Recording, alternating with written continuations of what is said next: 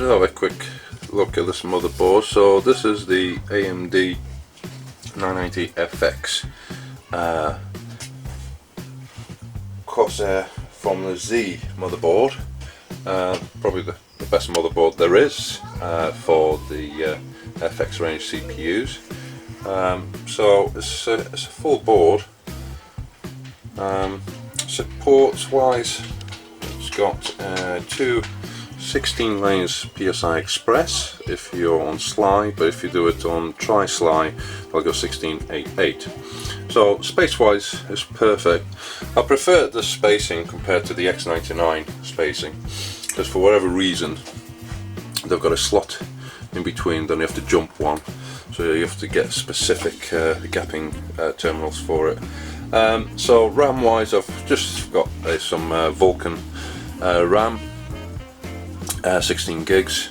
This is going to be a gaming rig, so connectivity for hard drive, SATA 6 gigs per second connection, so you've got 2, 4, 6, 8, plenty. The only thing that this board does not have, which is a shame because most boards do have, is M.2 support.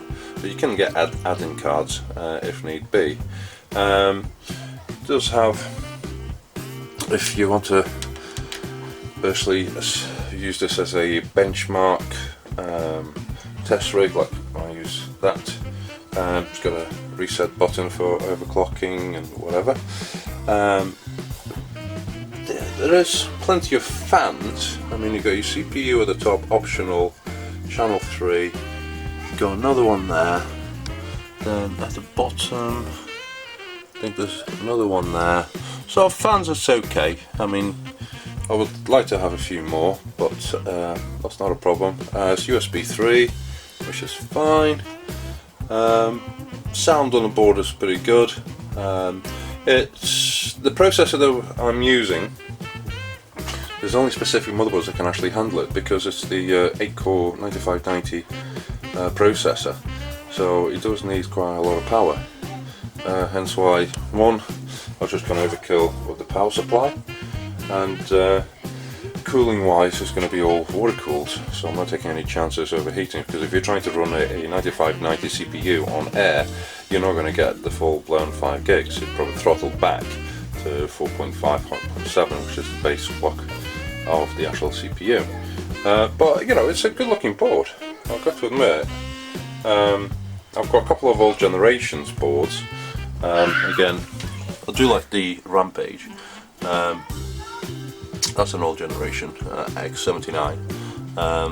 This is a X99, and you can see the evolution. I mean, the colour scheme's still the same. I know that they've just brought out a all black version, the same board, but the case, when I got it, I was very impressed with it, of the build quality, but there is a few drawbacks. Number one, it's got to be that is, unless you mod it to fit other radiators, you only have one kind of space. Now there is two ways you can change that. Instead of mounting your radiator as it should be, you can get an adapter, which I actually have one, and virtually stick it like that and put another radiator at the back on a push-pull configuration. Now that is actually quite tempting if you are seriously putting a lot of gear to overclocked, and you need the extra cooling space, radiator space for it. The other disadvantage is that because it's an open case, you don't have the usual airflow coming into the front, going through and exit through the back, because it's an open case.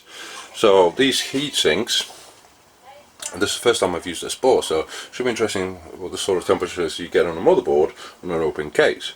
If it does get too hot, then the option would be to have the radiator with the fans up at the front blowing across, but it won't make a difference because it's an open. It might make a little bit of a difference, but because it's an open case, you've got a plexi window over there that goes up at the front, so your temperature of your board will be your ambient temperature of your room.